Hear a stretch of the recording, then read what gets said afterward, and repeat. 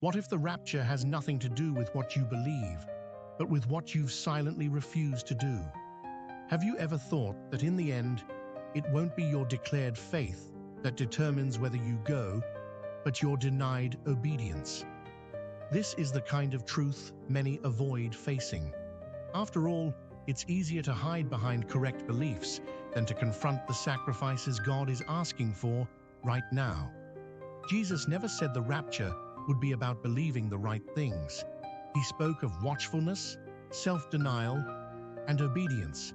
But most people are too busy trying to feel God's presence while ignoring the practical call of the cross.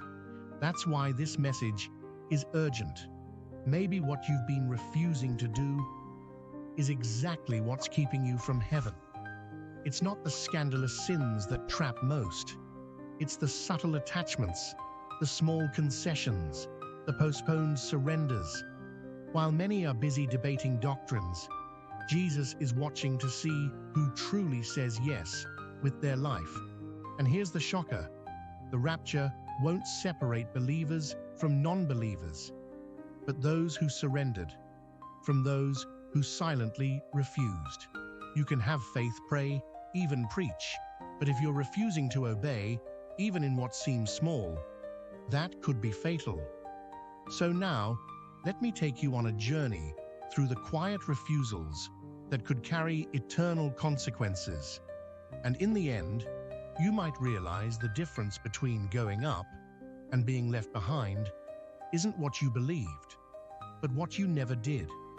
Some people have learned to say Lord with ease, but never understood the weight that title carries in real life. God has never been impressed with rehearsed phrases or Instagram verses. What he truly seeks is daily surrender, the kind that happens when no one's watching. And honestly, that's rare, because saying yes with your lips is easy, but with your life, that's another level entirely. Luke 6:46 echoes a question that still burns today. Why do you call me Lord, Lord, and do not do what I say?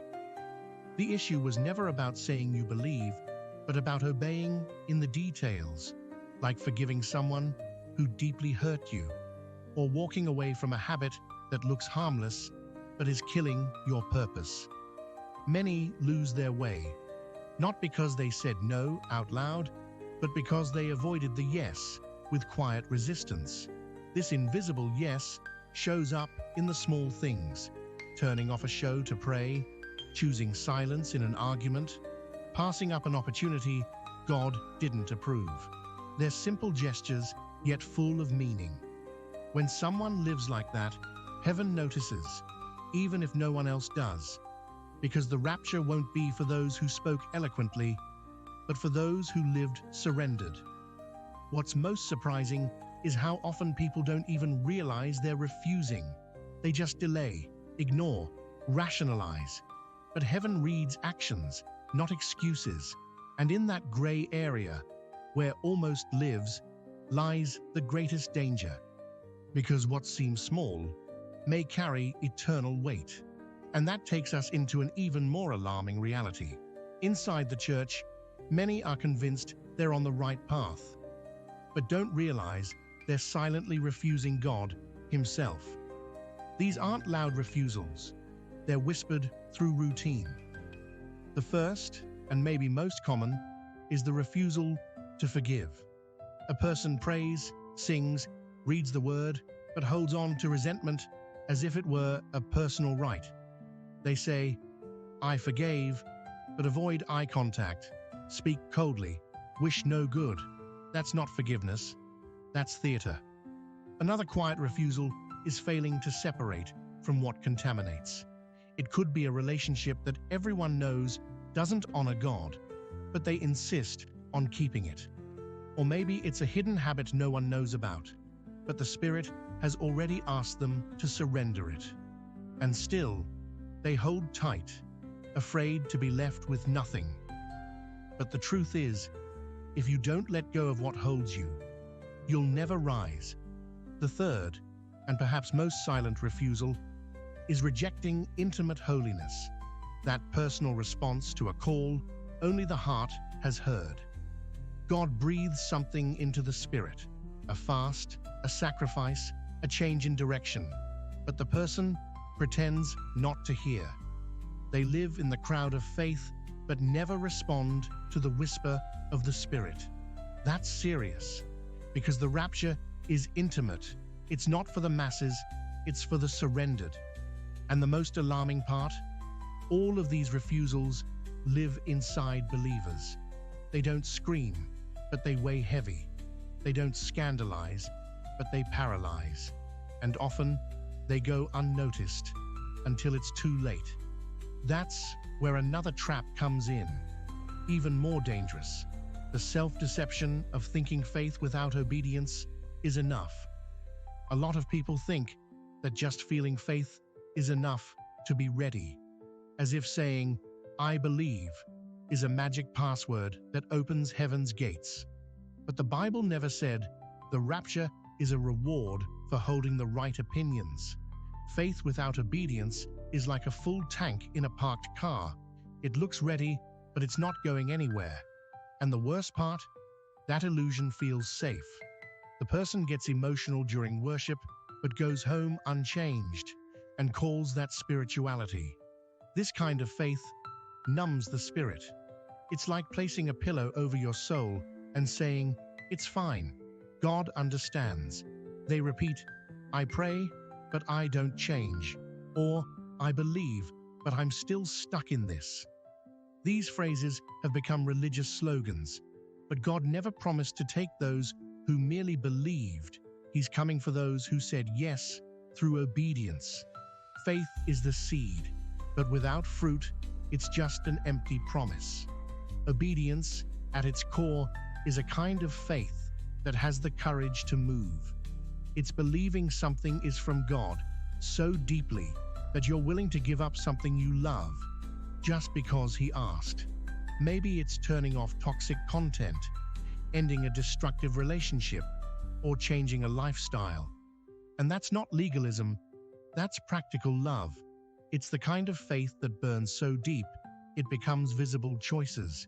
And when someone lives like that, their life preaches louder than any sermon.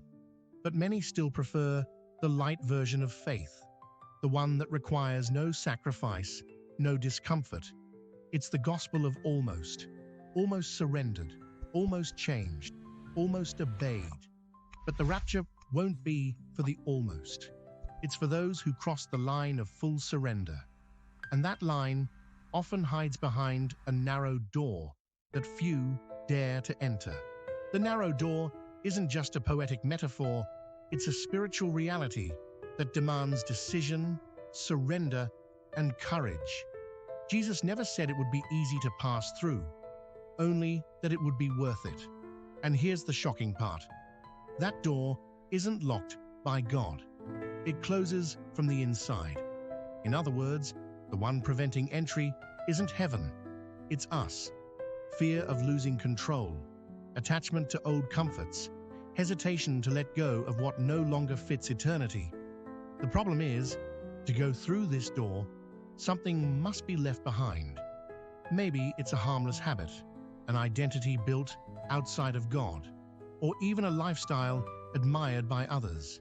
And that choice hurts, because letting go of the familiar feels like dying. People wonder, can't I take this with me?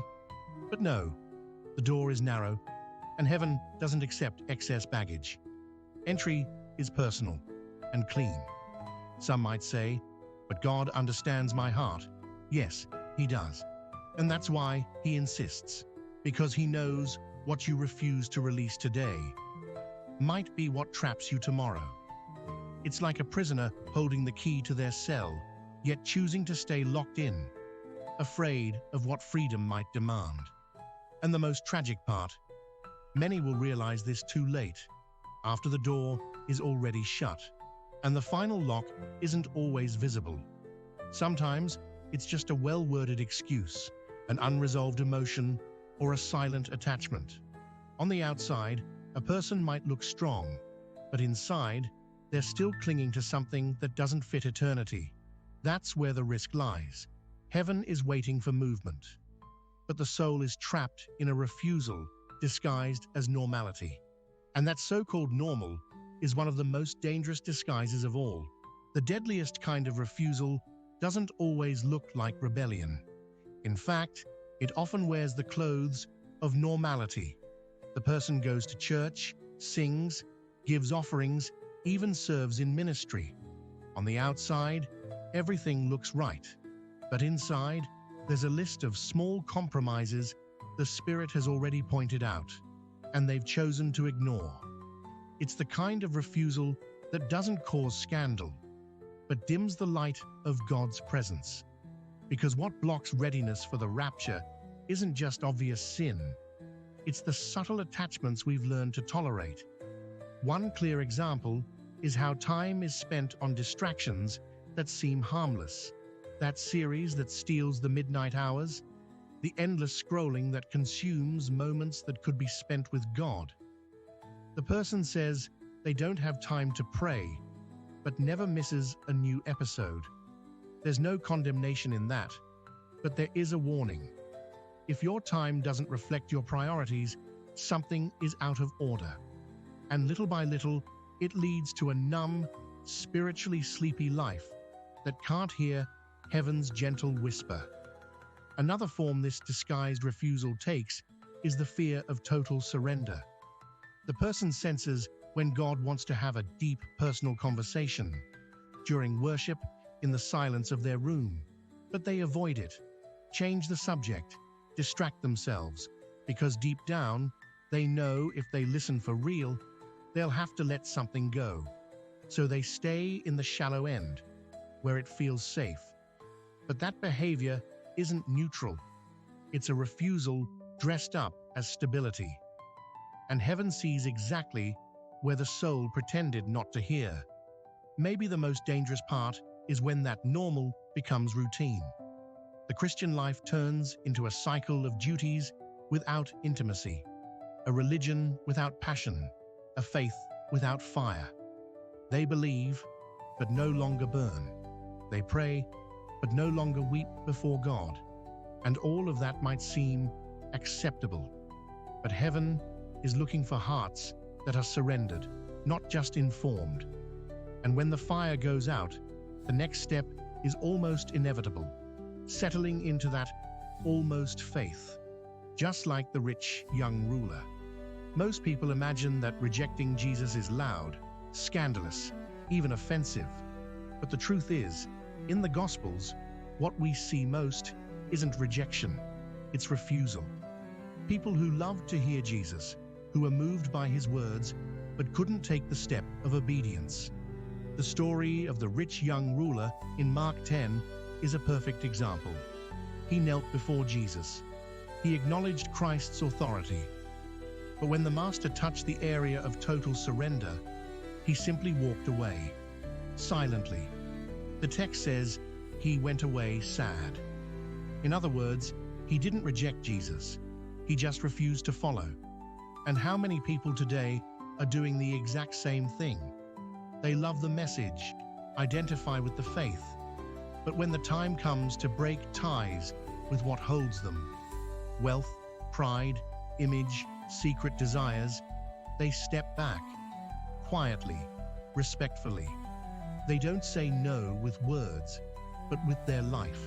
This kind of refusal is so subtle, it even deceives the one practicing it. And worse, it feels spiritual. The greatest spiritual barrier in our generation isn't atheism. It's almost Christianity. People who almost obey, almost change, almost surrender, but never cross the line. They live in a space of hesitation, with one foot in heaven and the other in the world. That's not balance. That's division. Jesus never called anyone to follow him halfway. He wants it all. He wants your whole heart. And that's what many refuse to give. Not because they hate him, but because they don't want to lose what they built themselves. What makes this kind of refusal so dangerous is that it seems harmless, but to heaven, it carries eternal weight, because it stops the surrender exactly where transformation begins. And when faith stops at almost, it becomes sterile. It doesn't bear fruit, doesn't move heaven, and doesn't prepare you for glory. And this clean, polite, religious-looking refusal might be the very line that separates those who rise from those who are left behind. Now that you've heard all this, stop and think. What has God already asked of you that you've been postponing? What area in your life is screaming louder in silence than your prayers ever could? Maybe you're living with faith, but without surrender. And if the rapture isn't about what you believe, but about what you refuse to do, would you really be ready? The truth is, it won't just be unbelievers who are left behind. Many who consider themselves saved might be left simply because they refused to obey. You might have started well, but if you're resisting where God is calling you to surrender, that could be the line separating you from eternity with Him. And the worst part? That line is often invisible until it's too late. So let me ask you, what's still hiding in your heart that God has been asking you to release? What surrender are you still withholding? What yes have you been avoiding? Drop it in the comments. Open your heart. Talk to God right now. Because if there's still time to listen, there's still time to yield. And this could be the choice.